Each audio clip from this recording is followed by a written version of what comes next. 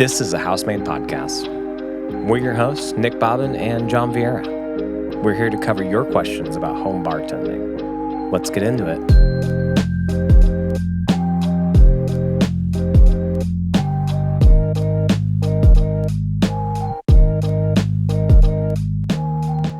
What's up, everybody? Another episode of Housemade podcast here. Today, we're talking about rums.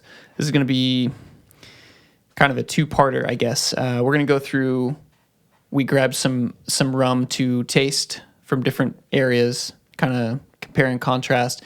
And then we're also going to talk about some really tasty drinks that we can make with those. Mm-hmm. We just kind of wanted to give you guys a 50,000-foot overview.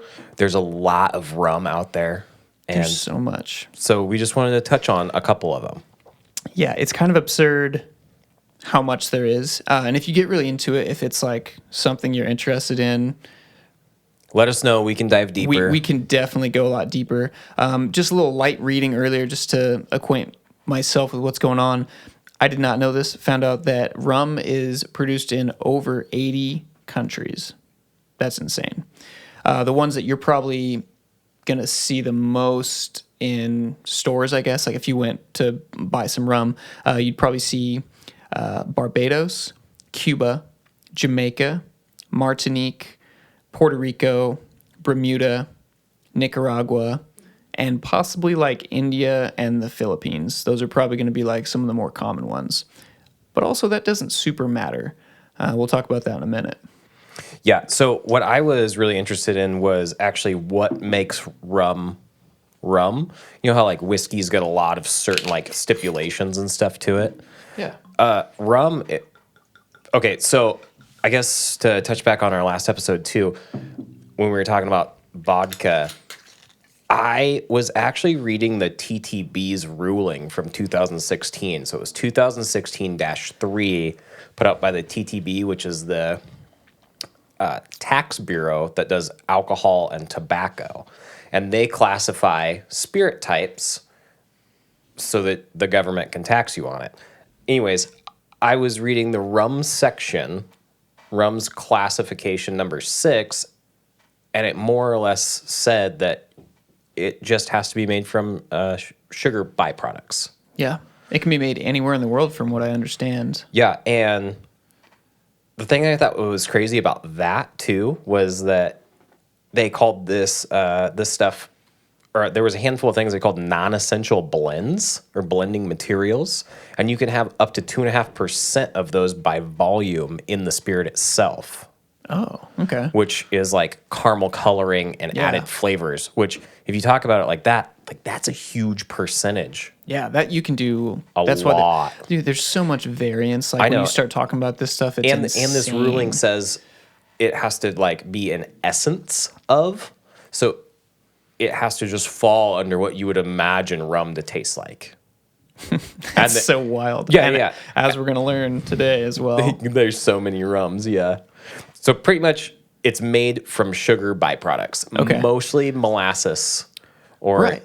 Well, so that was kind of how rum started, right? In those trading routes, because they had a shit ton of molasses and byproduct that was heavy as shit, no real use for it, and then they figured out they could turn it into booze. Yeah. So it as was like essentially as the European colonies were out conquering the world, producing sugar on these islands that they found, and we're like, oh, badass, ship that shit back to London. And everybody on the island was like, well, we got a bunch of molasses left and over. It was too heavy for them, that it wasn't worth it for them to ship it somewhere else. Oh, yeah. And from my understanding is nobody really liked it back then either. Well, and I don't think it was as refined as like the products sugar we might get today as far as like molasses. So like it was probably pretty gnarly. However, as we've learned, you ferment something, turns into booze. Turns it a lot nicer. Cool. So let's talk about silver rum. So you got a bottle of Bacardi with you. Yeah, so we brought a few of these to just kind of taste and look at. These are just common ones that we use every day, at the bar, things like that.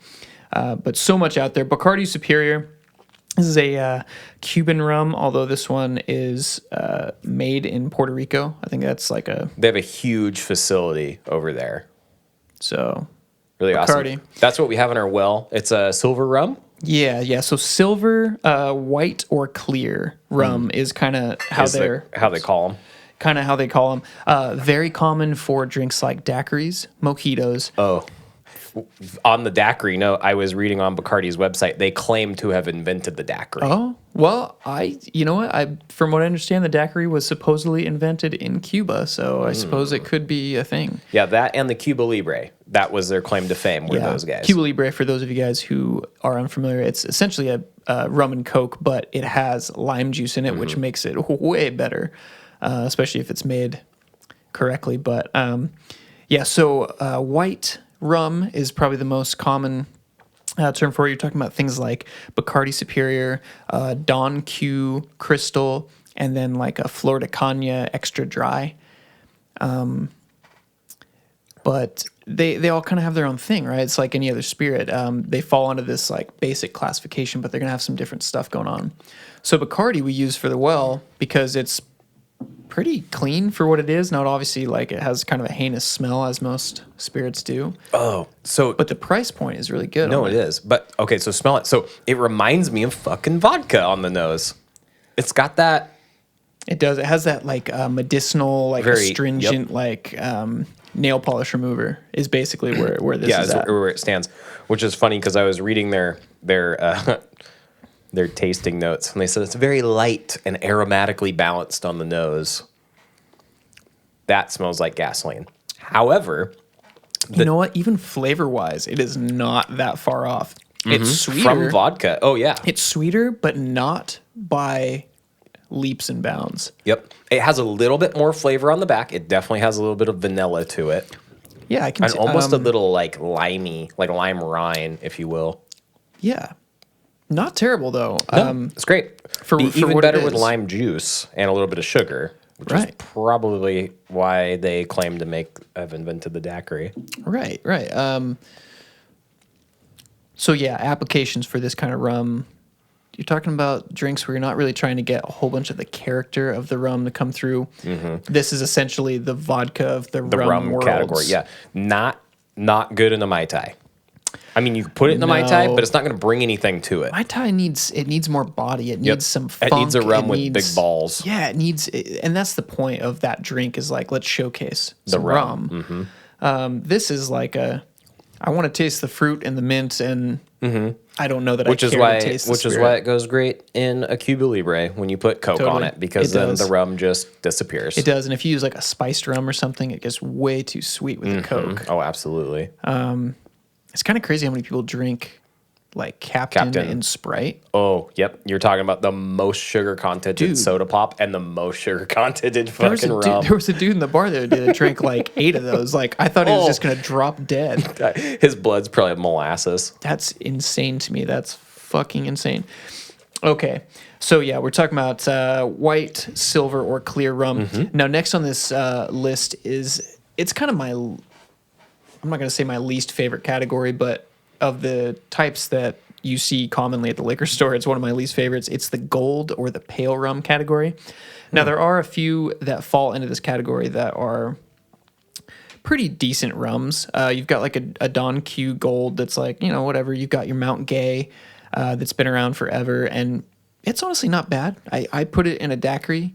It's not really an aged rum, but it's not one of these white or clear rums, so it is. Well, yeah, aged you're going to a little have bit. a little bit of sugar and some caramel Yeah, coloring yeah. in most of them. I guess it's sort of akin to the concept of like the tequilas, how you have like your Plata, your Blanco, and then you've got your Rested, your Reposado, and then you've got your Añejo. So this would be like the Reposado category of rum, kind of. Yeah. But there's so many variables that you can't really. Yeah, because each island that these are produced on is going to have their own stipulations Right. for what makes rum rum. Exactly. And if you get something from like Jamaica, it's going to be probably funkier, even though it's in Yeah, the same each category. island kind of has its own distinct Yeah. taste. So like a lighter Appleton or something might be something that would fall into this category.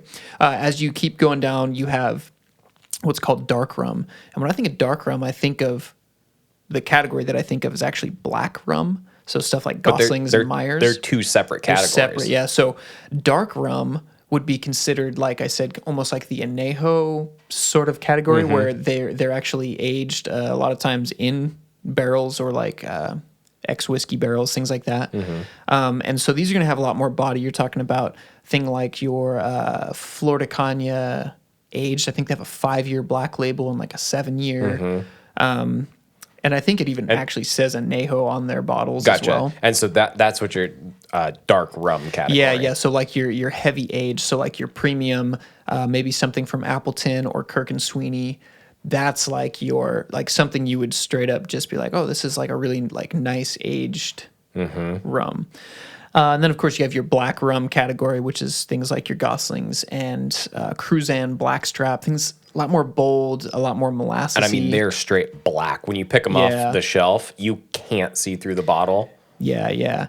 And then you've got other categories as well that are not nearly as common. So you've got, Navy rum. You've got your Overproof rum, which something like that Ray and Nephew White that we have is... What's the difference between Navy and Overproof? So Navy... Because from my understanding, I thought Navy meant Overproof.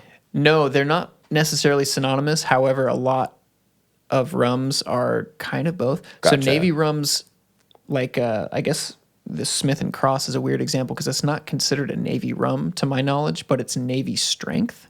So it's like another way of saying overproof, but it's not considered overproof because it's not crazy high. It's not like your 151s and stuff like that. All right. So it's kind of strange. I'd have to look into it a little bit more. I apologize. I didn't really do a whole bunch of reading on rums. I'm a noob when it comes to rum. Yeah, this is all supposed to be a 50,000 foot overview. Yeah. This is just assuming that you guys are like, hey, I want to go to what's this. the difference? I want to go to this bar. I want to go to this restaurant, or I want to make some drinks at home. What are some different types of rum? What should I be looking at, and why does it matter? So we're kind of in the same boat. But yeah, the only other category I think that really matters for some of the stuff that I care about is your premium aged rum category. And that's your stuff like Diplomatico, your highest end Appletons, Zaya, stuff like that. It's stuff that's considered a premium spirit. You would pour it in a glass and probably just drink it. You're not talking about making cocktails with it or anything like that. So anyway, just a really brief overview of all that. That being said, the next one we're going to taste is the Flor de Caña I don't know if, I guess it's a 4-year age statement. It's kind of vague. I think I think it used to be an age statement. Now it just has the number 4 on it, and we're not really sure. But anyway, it's their kind of lighter in color aged rum. This is like a gold rum. Is that where we're at? This I believe would technically fall into the gold or pale rum category. Okay. I just call it aged rum, but it is quite a bit more or less aged, I should say, than some of these other options. So give that a smell compared to the Bacardi. Yeah, so this one just right off has some body to it, the nose. And the color is like, it's a nice caramely, almost like a whiskey color. But it does. It looks like a palish kind of whiskey. Yeah, you wonder though, like, was that just added? So from my understanding of my very limited knowledge that I have on rum, a lot of the color is added. Yeah, it would seem that way, unless it's like a premium one. Well, because when you're talking about aging barrels around the equator and the heat and the humidity that you have down there, the angel share of the barrel is going to be significantly greater than that of like a stormy island, like Scots, right? Like Scottish whiskey that's can be aged for like 30 goddamn years, and there's still stuff left in the barrel. Right. Like I would just imagine like what. I could imagine that the angel share off the barrel being like 10%. So that means like 10% of liquid in the barrel is going to evaporate on the first year. And then you're talking about 10% compounded with less volume. So all of a sudden, like, I don't know that we could afford to buy it if it was a real true age statement like that. Because a true age statement is saying that even though it is a blend of different barrels, because most of these products are, that the less or the least old is that statement, right? So if you're talking about like a 12-year blended whiskey, it could be blended with lots of stuff. The youngest barrel one will be is 12 years. Yeah. Yep. Well, and I think that's why something like Kirk and Sweeney recently changed their packaging, and they don't go by the 12, 18, and 23 Yeah. year age statements anymore. It's called like Reserva, Grand Reserva, and then like Grand Reserva Superior. They kept the bottle shape though, I think. The So I cannonballs was noticing the legs. break really quick. They break really quick, but compared to the Bacardi, They're which were like non-existent, so beefier, yeah. So you- It's got a lot of alcohol on the nose. A lot of caramel almost. Vanillas. All that stuff you would think of with aged spirits, right?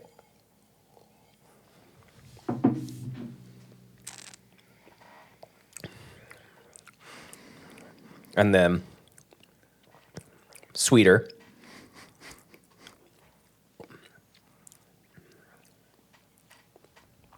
Not picking up as much vanilla on the tongue. It's definitely took a back seat. yeah, that one like burned my nostrils when I went into drink did, yeah. But it's actually pretty smooth. Like It is, yeah. There's not a lot of alcohol burn that comes back off of it. once again, kind of like our experience with the vodkas, where it's like it was actually pretty smooth, but the vapor coming off was so hot in some cases that you were like getting smoked by Yep. it. Fruity, I think. Yeah, it has That's where I'm at. Like almost like an apple-y, yeah, like it kind of has. like a summer, like almost like a Granny Smith style I could see that. apple. So almost like a caramel apple, then, right? Because it's got some of that caramely. Yep. Yeah, Yeah. that makes it sound like it tastes way better than it does. Totally. Not to It's- knock it; it tastes fine, but Yeah, like it's good. It's a for the price point, it's a wonderful bottle to yeah, buy it's to like make I think cocktails. it's a $14 bottle. It's here it's at least. super So affordable. really great. If you wanted to kind of beef up any of your rum cocktails, so I think this would be a really great application for like a punch. Yep. A 100%. really cheap way. To put some body with a To- cocktail. yeah, Because to now we're put a talking little about bit. something with a little bit of flavor to it that could stand up in a drink. Yeah, totally. You could use this in a Mai Tai. If I was gonna, if price point wasn't really an option, I was gonna make them in my house. I think I would, like that one we made with Appleton that one day was awesome. It was super good. Throwing around things like Smith and Cross, like obviously you could start getting amazing stuff. in Bougie there. with it, but at least Yeah. I don't know how it is in the rest of the world, but here it's like near impossible to buy Smith and Cross. When you go to the liquor store, I feel like it's a drug deal. Yeah. Like I was in there yesterday, and the liquor store manager comes up and he's like, "Hey, come here." And he pulls me in like really close, and he goes, "I have Smith and Cross," and he's like, "Shh, don't say it." Shh. I'm like, "Oh, okay." He's like, I'm like, how many do you have? I have 6. I'm like, fuck, I'll take them. And he's like, okay, cool. Did, And did he give you all 6? Yeah, he gave me all 6. Yeah, he Wow. fucking rings it up. God, Looks around, which is hilarious that he's like super quiet and all this stuff because like I was at a liquor store that doesn't have like a store front for customers. So it's Right. literally me and the employees. Dude, the lady at 102 when I went there, the one on State Street, when I tried to buy everything they had, and they only gave me I think 6 at the time. She about had a fucking aneurysm when she did not like me. She was like, "Oh, you're buying all my Smith and Cross," and I was like, "Well, it's not like I'm just gonna go like fucking throw it against the wall. You're a store. Like, It's for sale. What yeah, are you like, doing? It's for the customers." Yeah, geez. Okay, well, with that said, we might as well fucking taste Smith and Cross now. We should. Let's, because I'm gonna taste that one again and again because Yes, 'cause it's great. so fucking good. So, let's talk a little bit about Jamaican rum. Yeah, talk to me about Jamaican rum. Well, god damn, this is really difficult to get off. Here, I'll do open. that while you talk about So Jamaican rum, it has this weird, I don't even know if the English language has a word for it. We refer to it as funky. It has this really, really amazing, sometimes it's kind of banana-y, sometimes it's fruity, sometimes it's like this molasses-y kind of thing without being too heavy. And you can tell just by smelling it too, but Jamaican rum is one of my favorite categories. That's also where Appleton comes from, and they make a really great product. But Smith and Cross is just such a unique bottle, and it's boozy. So it is Navy strength. It's 57% alcohol, so it's a it's a stout little number. But yeah, so among all of the great Jamaican rums that are out there, this is kind of one of my favorites. I think the very first time I ever had it was in the craft eggnog that we were making the very first year, which was kind of the recipe straight out of Souther Teague's book, which if you guys haven't read that, it's called I'm Just Here for the Drinks. Unbelievable book. That one's dope. Definitely pick that up. But yeah, it had Smith and Cross in there, and it was just like, well, so God, it was so good. So being so overproof and having so much flavor and funkiness to it, it stands out of a cocktail. So even when you put it in something like eggnog, right, with cream and eggs and nutmeg and cinnamon and all that other crap, you taste it and you're like, oh, yep, that's Smith and Cross. But it gives it body too, because when you have creamy ingredients like half and half and stuff like that, it gives it like a mouth feel, but the mouth feel isn't like full bodied, right? It's very like that fatty or oily-ish kind of texture that you get is really pleasant, but sometimes it needs that but it's body. light in flavor. Yeah, so we run into that making like fondue at the bar. Like it's an amazing amount of salt that you have to put into heavy cream to actually taste anything out of it. Wow. First thing I noticed, just based on the other two that we've tasted, is the salinity. Oh. It's amazing. I love salt. It's wham. Okay, I just want to say right too. on the tip of my tongue. I want to say, could you smell this when I took the top off of it from across the table? Yeah. Okay, because I can smell it from like here. Yeah, very easily. Well, I think being high proof maybe helps that. I think it kind of helps because those vapors are just going nuts. But it's not just like straight rubbing alcohol. I mean, you're talking about like bananas. That's a great descriptor. Yeah. Yep, you're getting bananas. God, just that taste. I can't believe how much. That's probably why I like it so much in like a daiquiri. That salinity that's just there. Yeah. Now, with it being so high proof, it does give you that alcohol fucking zing. It does. It does gives you a solid burn, and my chest is now on fire. Yep. You feel it all the way down. But the flavor that comes out of it, my goodness. I want to give you better descriptors than banana. Oh, I know. I'm not. You guys aren't going to get anything good from me. I'm terrible with descriptors. God, almost like a tropical fruits. I think that might be a better descriptor. Yeah. So like banana, and I think it's banana because it's got like a meatier kind of like mouth feel to it, and it gives that. Like when you scratch the banana skin itself, that's the flavor that I'm picking off of it. Is that like almost palm-like or banana tree kind of thing.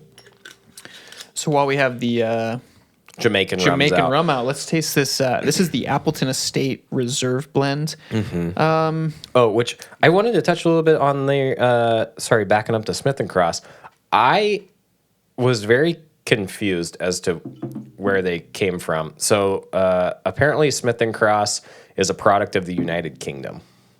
Yeah, no, it says that. Okay, yeah.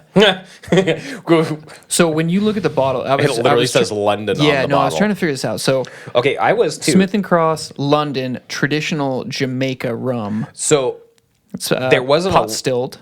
It is, and it's actually two separate pot stills. It's a Wedderburn and a Plumber pot still. I probably butchered both of those. I don't know anything about either one of those stills, to be completely honest with you. From what limited information, which is from the looks of it, is what's on the back of the bottle, is that sometime in 1788, there was a distillery in London, which my guess is they were just getting rum or making the rum there, and then have since outsourced it back to Jamaica. Yeah, I was kind of unclear. They're very vague, and they're because on the bottle it says rum distilled in Jamaica, produced in the United Kingdom. So like, what the fuck does that mean? Yeah, so They get a pass because this shit's fucking awesome. Delicious, So yeah. like whatever they're doing, just keep doing it. That's great. It's wonderful. Okay. Anyways, okay. So moving on to Appleton. So Appleton Estate, they have a bunch of different products that just keep going up in price the more they're aged, and I would imagine they're amazing and smooth. I haven't tried a whole bunch of them, but another Jamaican rum, and you can see kind of how dark this one is. It's way darker. I think this yeah. would be considered the dark rum category if I had to guess, but I don't know if it plays into like flavor and body. Gotcha. So Appleton to me is like, so Smith and Cross is wonderful, and if you can get it, buy it. God, It's kind of expensive. It's so wimpy on the nose compared to. Oh, everything's wimpy. We should have done Smith and Cross last, but like we were just talking about it already. So, But like you don't even get any of that. Maybe I'm just desensitized to it now, or maybe it's really smooth. I don't know. well, so Appleton for me is a wonderful, wonderful cocktail rum. So I really like one of my first aha moments with the Mr. Potato Heading ingredients and cocktails is I took this Appleton rum. Oh yeah, that's good. And I switched it out for the whiskey in an old fashioned.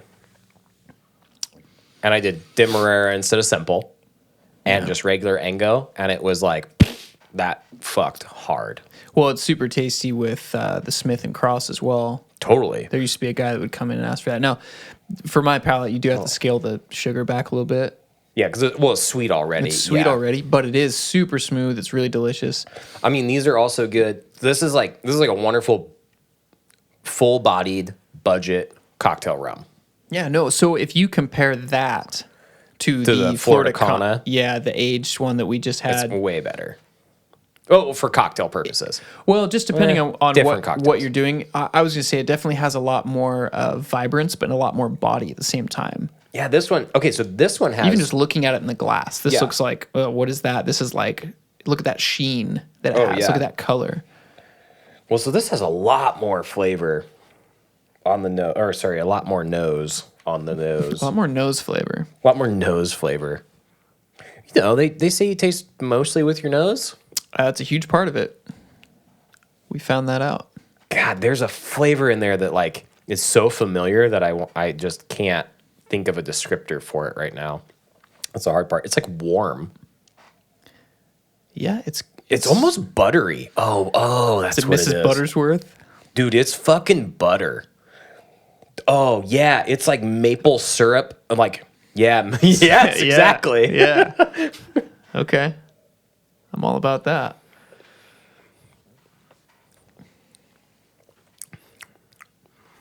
But light. It's light, yet it still does have like body to it, though. No, totally. God, butter. Yep, that's a wonderful descriptor for this. It literally tastes. God, yeah. If you took the sugar out of fucking Mrs. Butterworth and maybe just fucking put some vodka in it, I bet. Yeah, this is where we're at. It's not. Yeah, no, it is. The more I smell it, the more I can smell that maple, which is probably part of the molasses. I usually don't like molasses on its own, but like I guess if you just did it, I like rum, so I like molasses. Dude, I think it's just like any flavor. Oh wow! When you have it used properly, like there's people like I don't like tarragon. It's like, man. All right, well, guaranteed you've had a dish before that had fucking tarragon in it that like made the dish and you didn't even realize it. Butter Eggos. Yeah, no, totally. Smell it. Yeah, I eat butter Eggos all the time. Eggos. Yep. That's literally. It smells like Mrs. Buttersworth. Oh, I love it. So we're kind of running along on time because we're going to do a 2-part for this. Real quick, just before we go, I want to taste this Goslings Black Seal Bermuda rum. They make an overproof version of this that I bet is amazing. This is just the regular 80 proof one. So when I was visiting my parents this last week, my father actually purchased, they're like black wax sealed fucking Goslings. He's all about fucking rum. Like that's his jam. I don't even remember what it was that we had because I was pretty toasted, but it was like a $180 fucking bottle of Goslings. Sure. Yeah. Goslings is one of the best known brands in at least in the black rum category. They're one of the very few. So remember when we talked at some point about the 4 cocktails that are actually, is it trademarked? Is that? Yep. I can't remember if that's the correct vernacular. Yeah, I think they're trademarked. The term for It's it. dark and stormy. Yeah. So dark and stormy, but if what I'm saying is still correct, it was when I learned this. There was 4 cocktails that were trademarked by the at least brands. Not even necessarily the spirit, but like one of the brands, because like one of them I think was, Peychaud's bitters. It wasn't even actually the spirit that was in it; it was the bitter. So one of those drinks is the Sazerac. You can't legally put it on your menu and serve the drink as a Sazerac if it does not have Peychaud's bitters in it. Same with the dark and stormy. Same with dark and stormy. You can't serve a Has dark to and stormy be without Goslings. They have a canned version of it that Goslings makes that is like dark and stormy. Like you can't put that on anything unless it's Goslings. And then there's 2 others. They're tiki drinks. I want to say it's like the grenade, the hand grenade or something like that. And then like maybe the zombie. No, it's... Oh, no, it's not the zombie. It's a weird like 80s cocktail, one of those ones. I can't remember what it is, but they're tiki drinks. Anyway, I just thought that was interesting. So Goslings is like pretty big time. Like they're a big brand for sure.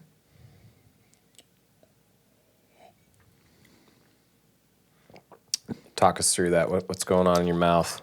Okay, so this one's really interesting to me because you almost get like it's dark and I don't even want to say it's rich.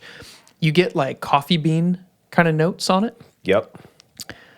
But coffee, quite a bit of alcohol on the nose. Yeah, for not being overproof, it actually has quite a bit. It tastes good. It has less body, in my opinion, than the last 2 rums that we tasted. Like it's surprisingly thin. Allspice, a lot of allspice to it. Cinnamon. It's kind of like a little sweet, but yeah, it fades quickly. The overall mouth isn't full. It doesn't linger at all on your It's palate. light. Yeah, it's light. Well, I guess that's kind of my point is for how dark it is for a rum. Because I've had some dark rums or some black rums, I should say, that were like, dude, it was like chugging molasses. It was so rich. It was so deep. And this is actually like pretty light for the color at least. Okay. Well, let's cut it there and check out the next episode. What are we going to be talking about? We're going to do cocktails. We're going to go over popular cocktails that you might be drinking this spring and summer, whether you're making them at home or going out to eat or out to bars. We're also going to talk about if you're hosting something at your house, instead of making individual cocktails, maybe some badass punch recipes that you could put together. Almost like the old college. Format, yeah, almost like the old college days where you did like jungle juice, except for instead of going instead blind. of blackout drunk. These are just actually good. So we'll be back on the next episode. I guess basically we also wanted to touch on, I guess at the time that this comes out, we're way past this anyway, but the website, the blogs, everything is completely revamped. We've talked about the process and leading up to that. Everything is in order, ready to rock. So as you're listening to this episode, please go to housemadesyrup.com. Check out all the recipes, blogs, content there. You can find more podcast episodes. We post new episodes every week. So just kind of stay tuned for all that. And if there's anything that you guys want to see or learn about, send us a message and we'll make it happen. Cheers. Cheers.